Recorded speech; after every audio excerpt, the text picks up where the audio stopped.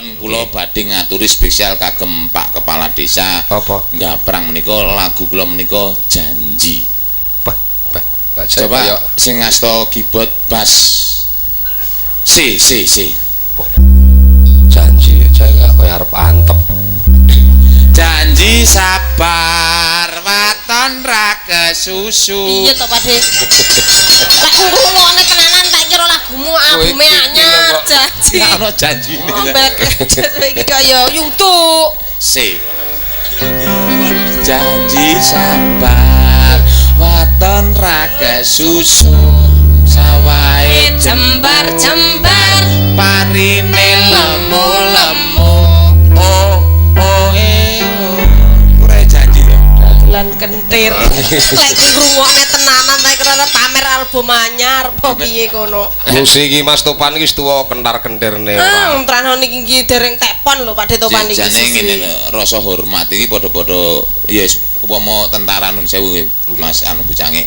Tentara iki upama pangkate sersan terus ana kopral tapi luwih senior koprale. Sersan tetep menghormati umure. Ngaten, kula hormat dumateng panjenengan. Aja mbok cucup.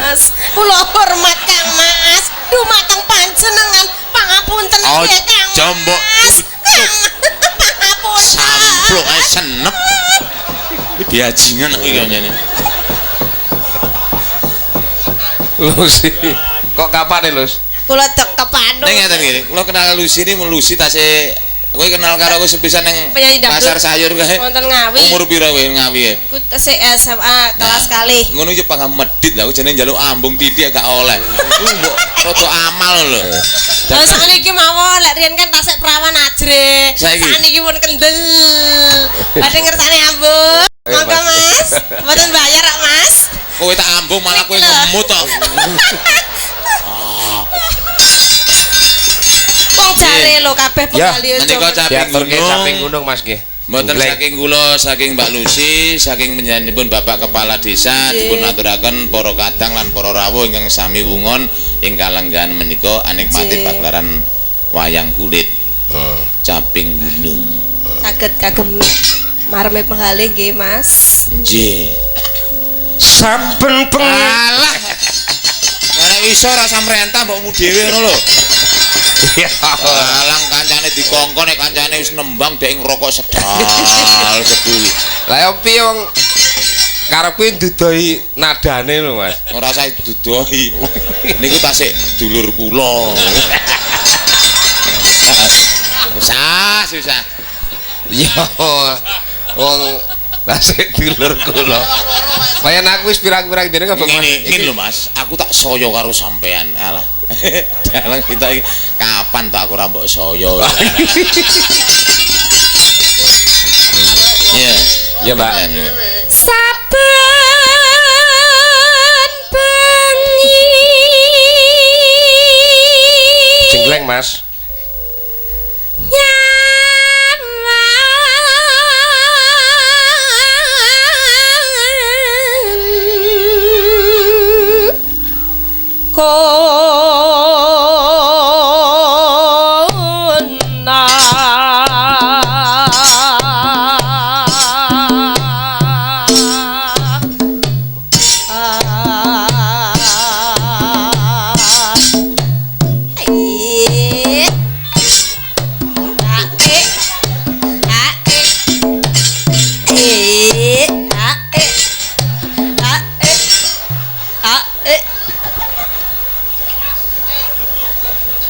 Topan dadal odong-odong.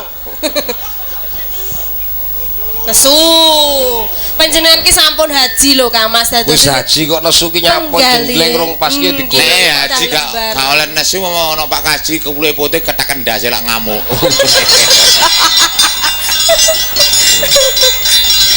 Ya tapi nek haji ki sampean perkara sak jenggleng. Ya tetep kuwi nek kleru sing ora disengaja genah disengaja wong wis seru lho jenenge. Nang wis ndandul tandang wis bener ndandul tandang. Nek wis tangan ngene ndandul tandang dulung tandung tak Delang mesine ngono. Ora, dandulin tandang, dandulin tandang, dulin tandung, tak dandulin tandang, dandulin tandang, dulin tandung. Jenengan dukani Pakde, sing tukang kendang nika lho Semarai. Yen matur teng tukang kendang nika, Pak So. Aja ngono, Mas. Pak So. Aku wis selain kaji wis tuwek. Wis. Ya. Wis mangkel. Jaganen jenenge. Jaganen nesuku. Sampean jaga nesune wong ibadah lho, Mas. Bajingane diomongi ora kena. Sing nanggapi kasun. Sing nanggapi jenenge kasun itu Warga masyarakat gaprang. Kowe diomong. Warga masyarakat gaprang. Warga masyarakat enggak. Sing ditanggap kaji. Sing ditanggap kaji. Lah kok mek kurang ngono leh munyu kuwi. Terus piye? Terus Pak Kasun kuwi. Karepmu. Terus karepmu piye? Karepmu piye? Lho, terus piye? Lah yo karepmu piye? Saiki piye benere? Wis sampean nesu dhewe aku tak ndelok. Ya. Aja ngono nek wis iki bener ndang dulu ndang wis lho, ndang tandang nek ndang tandang dulu tandut tak iki terus aja ndang ndang tuh tak. Lah, ngono lho. Ono. Bener. Jajal tak rungone. Tak. Jelas.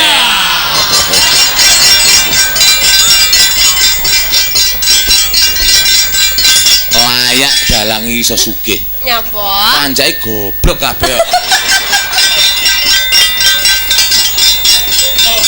Ya arep piro menang wong goblok. Tapi sik dulurku.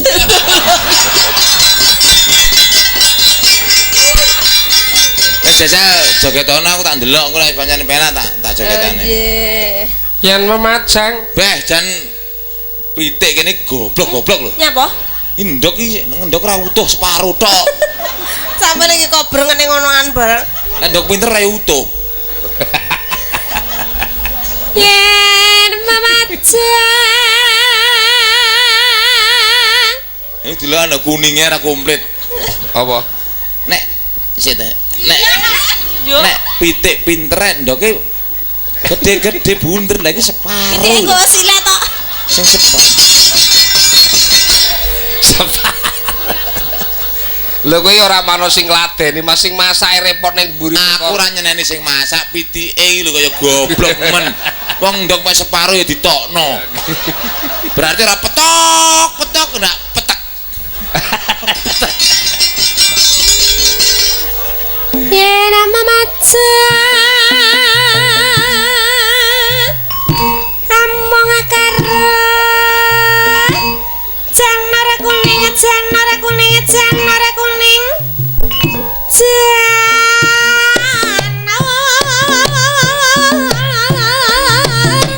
kuning Ya iki ya. piye to Yo iki piye sing ngarep mang padha karo iki. Balane meh Pak So. Dandel tante tak jreng. Saya ngapalno pitik goblok men. saben bengi balane meleh Dandel jreng. Ya terusin lulus. Terusin ora teko-teko nggon iki. Lah kene ngongkon saben Kowe iki bengi. upama dulurku tak pateni kok iki. Wah, teleki. Neno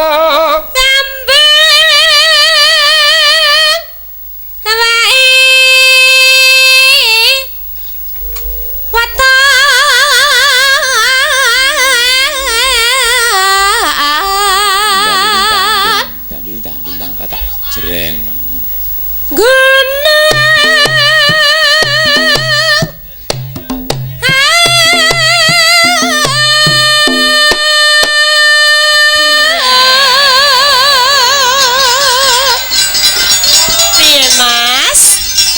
Pitik karo panjak padha gobloke. Kalau Mas, Pak Eka lo guweting karo aku iki mluwilike gara-gara aku nyanyi rapo tak sakuring-kuring lha lagune niku mboten nglokne jenengan, Pak. Kok mlilik mawon kalih kula, Pak. Yang guring-guring piye? Gantian Lah apa? Piye wong nesu. Ra botak sakuring-kuring siramu botak. Aja sak kuring-kuring kan sak kurang-kurang. Sak kurang-kurang. Ndasmu. Jengking. Kaya urang. Terus. Pacitan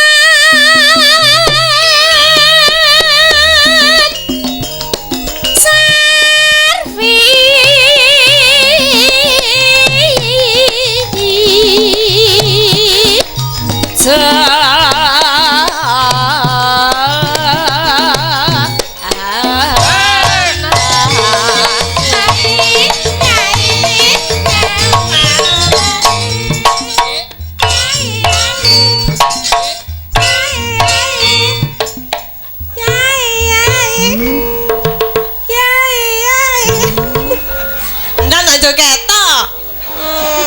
pinter.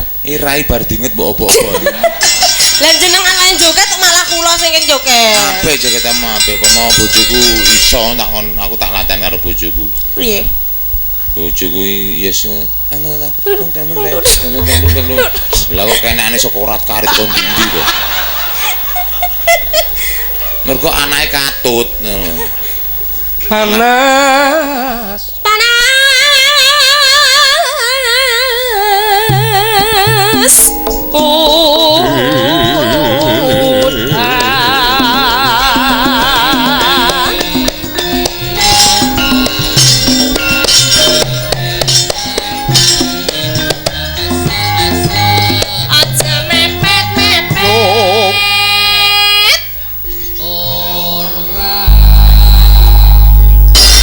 Panas udan ora sambok tabui. Ora tabui Pak. Oleh ati. Aku rasa mbok tabu ora apa-apa. Omahe dulurku.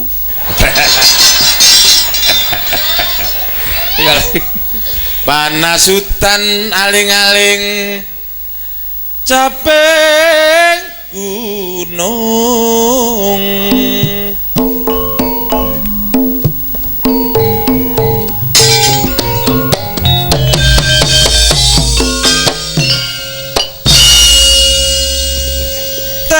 Nom dikethuk cemek rondo enom tak gethuk cemek alake yang mas gadul alake yang mas gadul tak gadul keong gadul apa keong ya keong karo gadul-gadul. Neno Natyan wadon Sarto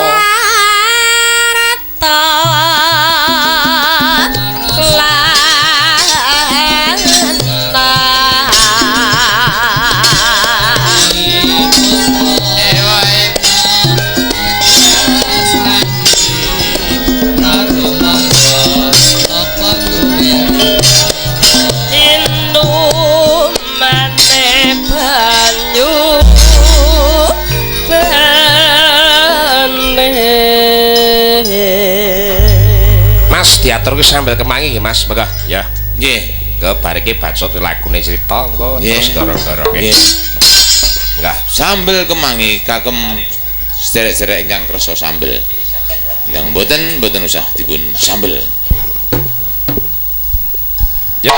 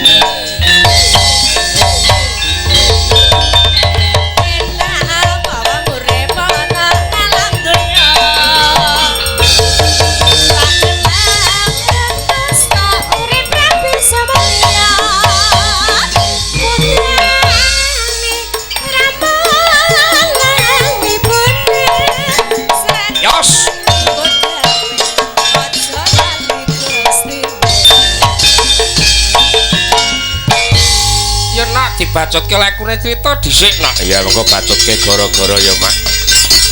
Kuku sing tupa kumelun. Weneng kentiasang opake. Kewengku segong secahan.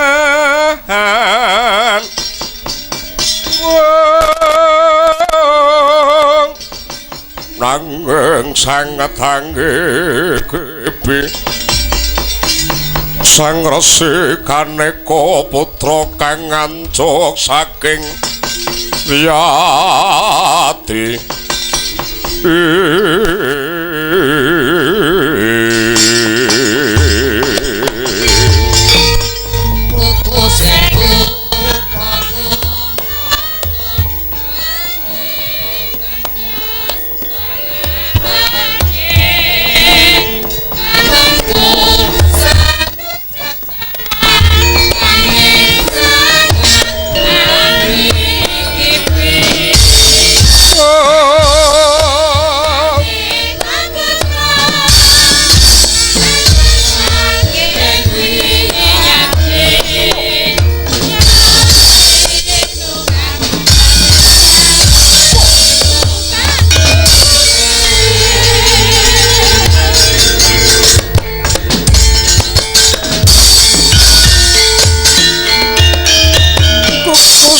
tupaku melon budaya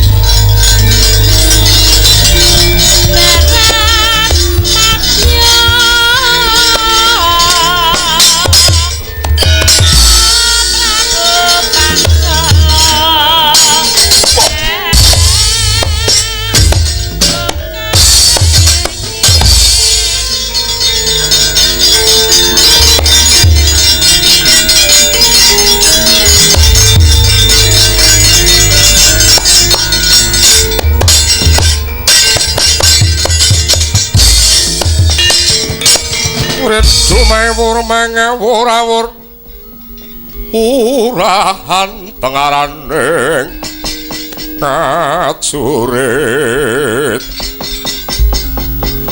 kang meguru kangsa wong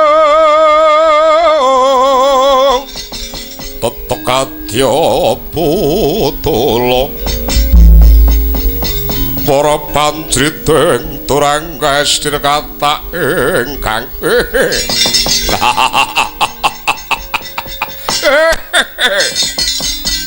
nuwun paman patih harus sangkune keparenga kula wela gandha pripun wartane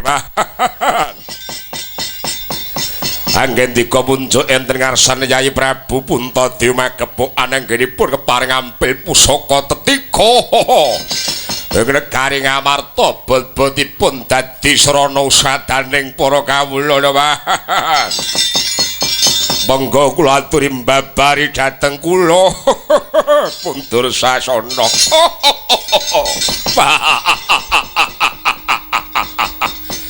enggal kepados kula nungsung warta pripun kabare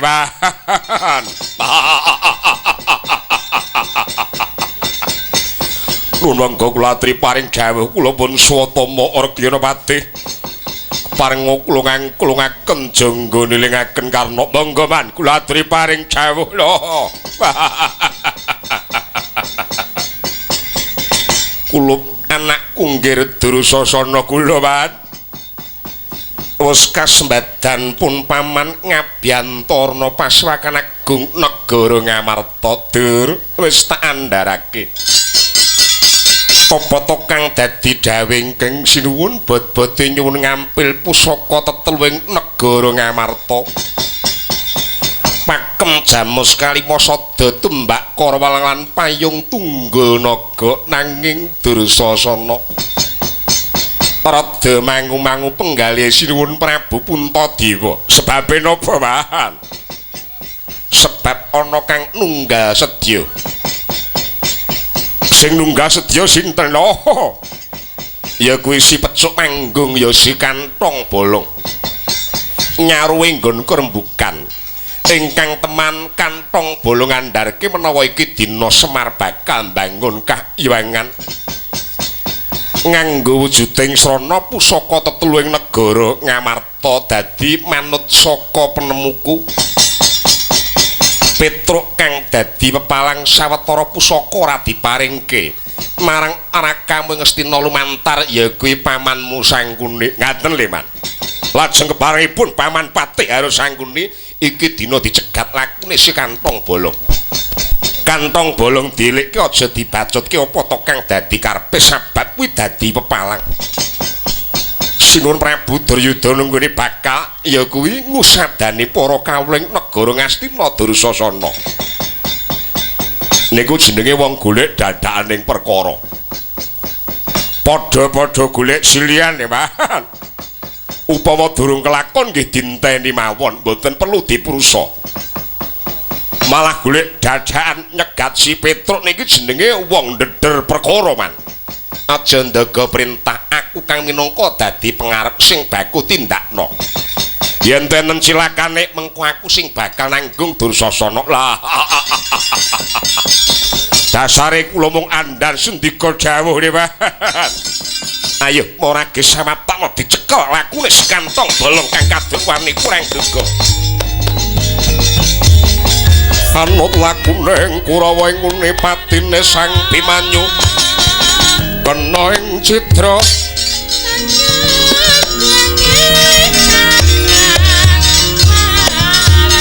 tinom pesan panik wawak Pandhawa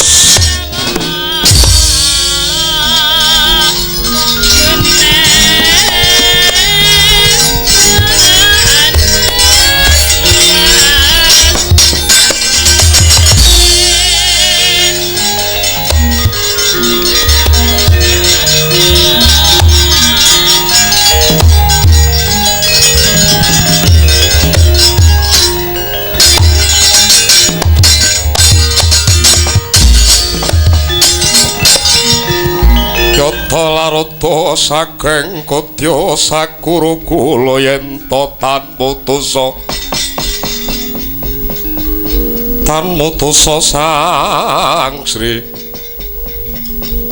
nadyanto kebak keronta-ronta jroning batinku nang tetepe tak tampa ala ketara becik ketitik ya kaya ngono tanduranku padha ora eling mestine kabeh iki dadi pepeling wong aja nganti lali karo wujuding labuhan dupe wis ngrasake wujuding kanikmatan Nyakrawati ambau dendha ing atase mumang ngampil pusaka wae ora diparingke ya ora dadi ngopo bakune aku arepe bali tak aturke ana kakekne Semar baliku kudu golek slamet jalaran apa ana jroning Pasrakan Agung Gana Tamu ya kuwi Patih Sengkuni adakane Patih Sengkuni kuwi golek dadakaning perkara mula aku kudu golek kanca rang mbok menawa engko putra-putra Pandhawa mbiyantu marang aku nadyanto sawetara Pandhawa dheweke ora mbiyantu ning mestine ora ketang putra Pandhawa ngerti karo labuhanku sing baku iki dinaker mata aji pameling ngrawuhke ya kuwi pepundhenku kang saka Kendali Sada karo bendaraku Raden Pisanggeni tak rawuhke ana papan ini perune mbiyantu njaga keselamatanku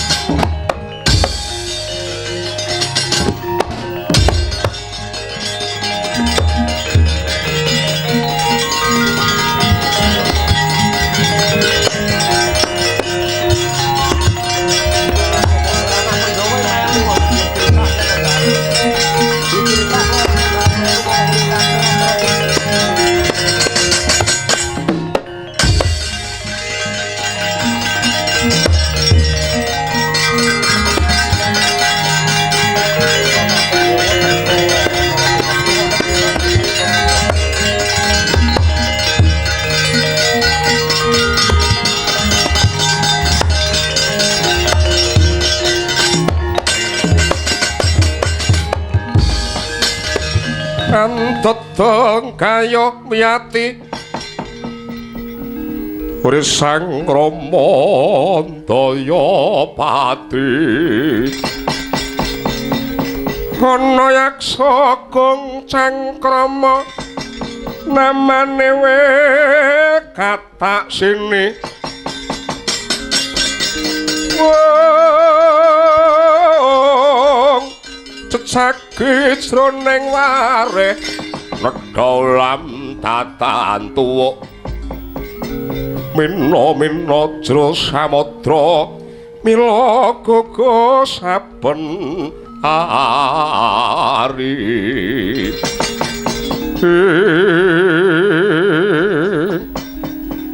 Kantong Bolong Petruk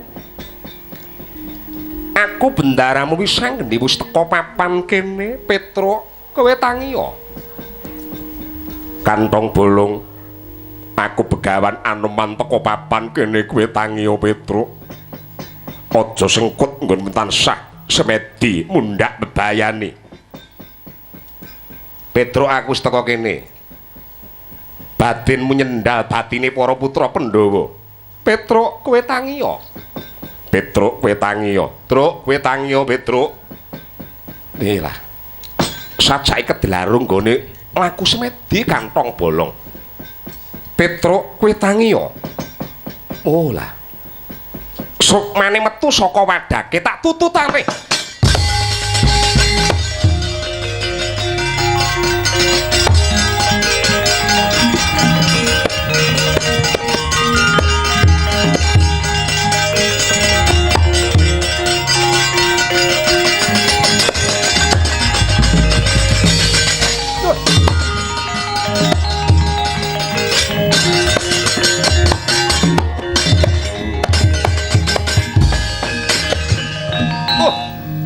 Ndara wis sanggeni. Sang Begawan Anoman. Ndara. Waduh. Oh. Gus. Oh. Petro.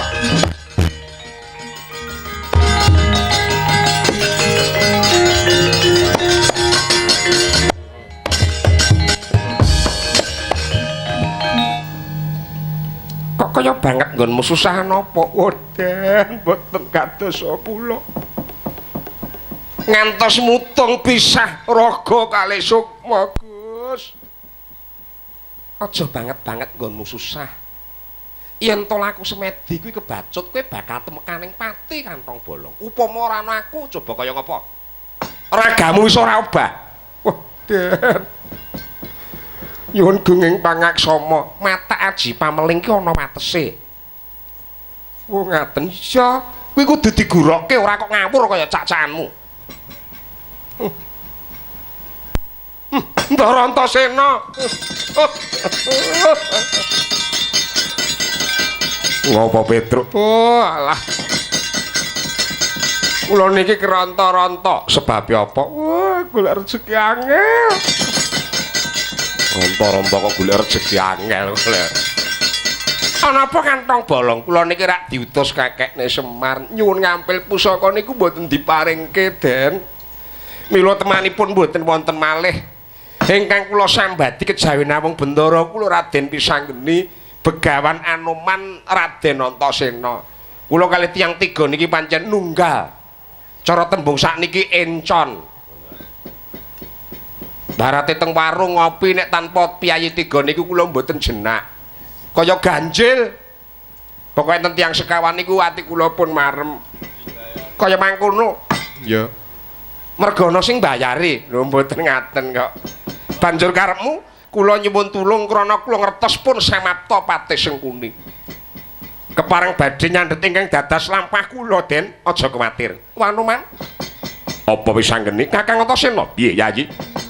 Rekna, putra-putra Pandhawa dibabati yen ana gaeling seping negara Ngamarta.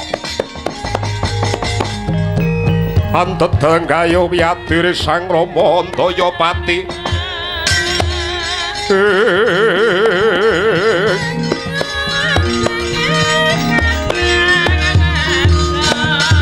Kono yaksa gong cangkrama.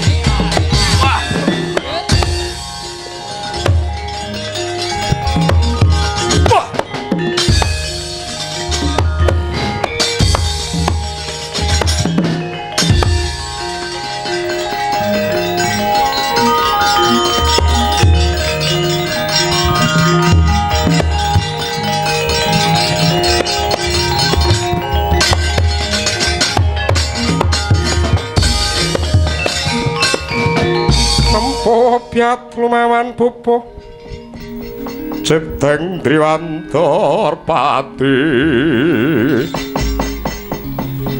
kang samya Bantayuda tanetang kang pepati wong suraning driya kabuka Satmajaya ing rana tak ulatake saka adoh lakune Kanthong Bala bareng tak caketi yen ora kleru panduluku iki Antasena mapan bener aku Antasena apa karepmu kowe ngulati lakune si Kanthong Bala nunggal karep kenapa to kang dadi kersane Koko Prabu Duryudana si Kanthong Bala kadowane kurang duga nyaruwe nunggal apa to kang dadi karepe Paman Patih harus engkuning Abiyantara Pasewan Agung Negara Ngamarta dianggep dadi pepalang tumraping wong Astina aja golek dadan perkara aja geling semping Negara Ngamarta aja gawe jajakan Negara Ngamarta Antasena ora ndok pasrahke Petruk iki dira kelakon ndak wiwiti perang Bratayuda Jaya Binangun ambio bareng Antasena bakal ulak lah kodhok dadamu cepati kamu calo apa barat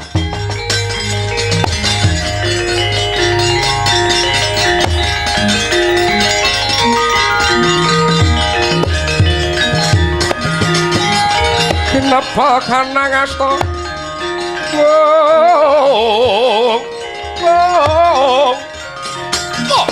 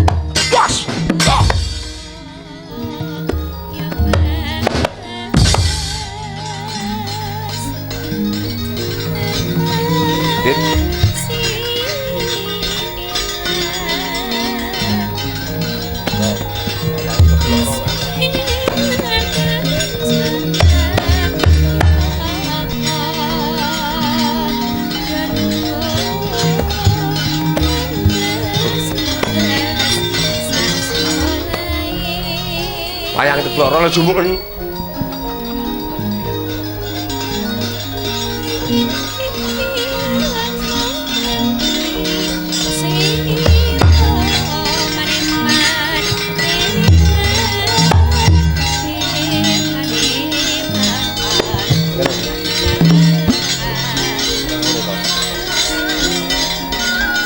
Diuncal nih.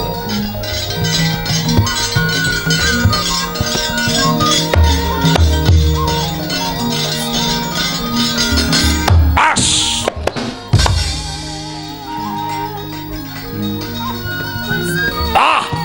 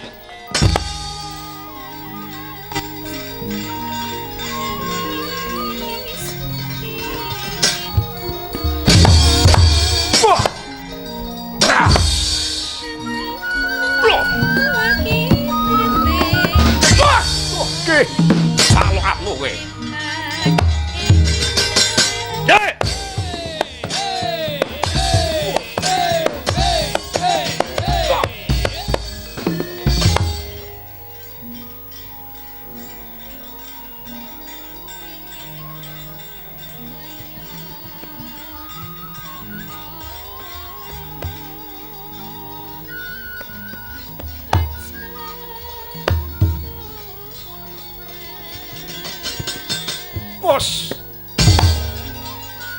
Ah.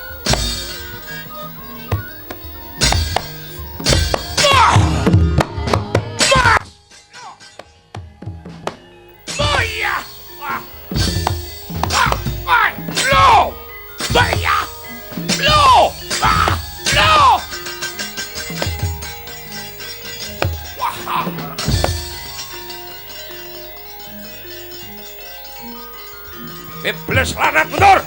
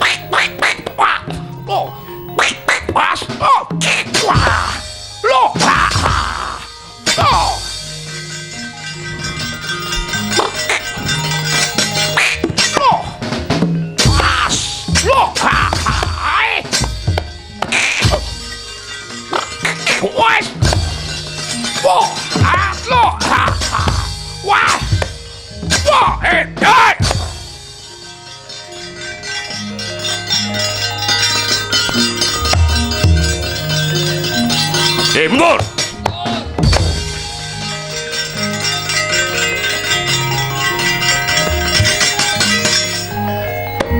Wah. Wah. Wah. Wah. Wah. Wah. Wah. Waduh, bro. Wah.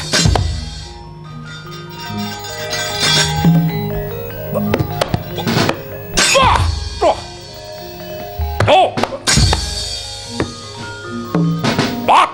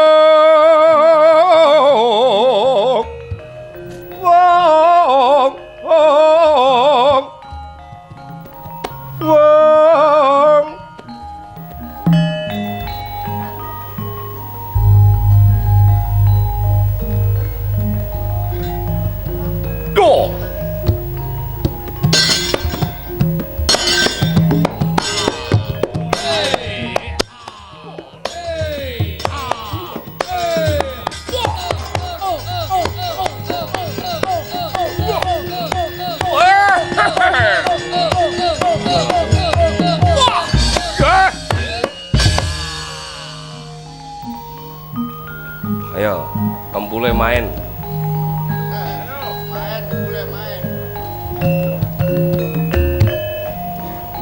Irama lire ketara.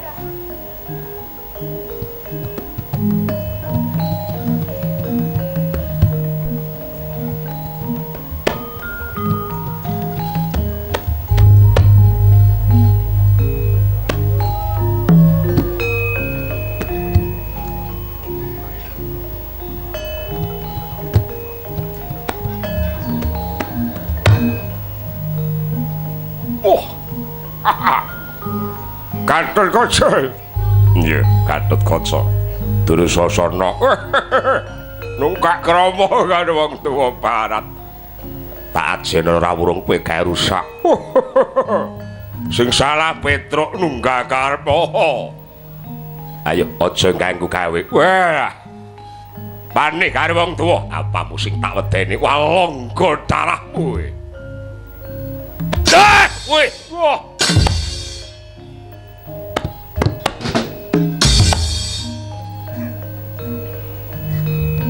Yo!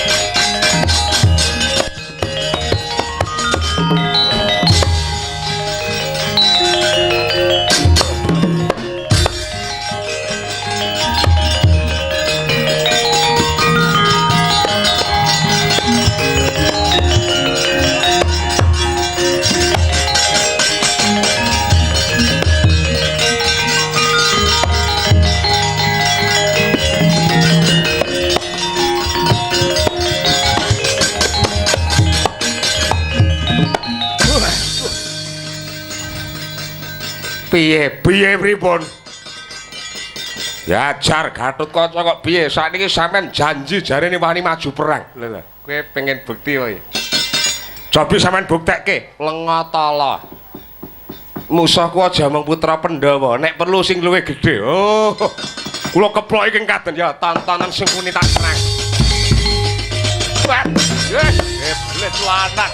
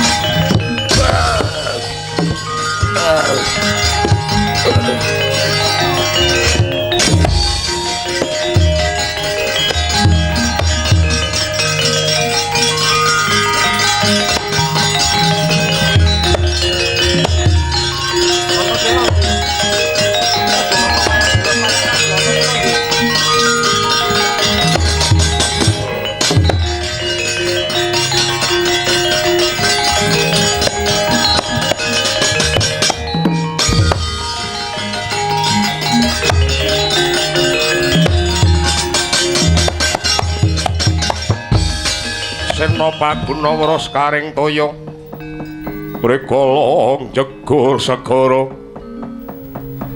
alun magulung-gulungan. Kok sik to? Salah apa? Kok ajar para putra Pandhawa? Rungokno. Nalika Semana mbarep paring dawuh aja gawe lingsem negara Ngamarta, aja dienggo jajakan negara Ngamarta. Monggo wis dikandhani sing padha ngampil pusaka. Disembayani 40 dina ndi, Petruk? Neng ndi kowe?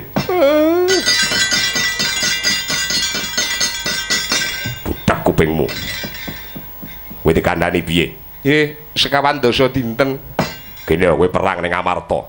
Kula mboten jalari. Sing jalari sapa? Sengkuni.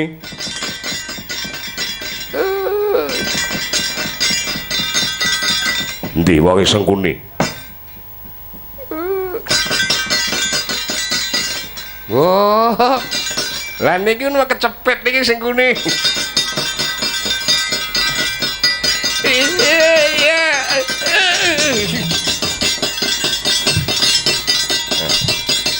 Rasakno ora.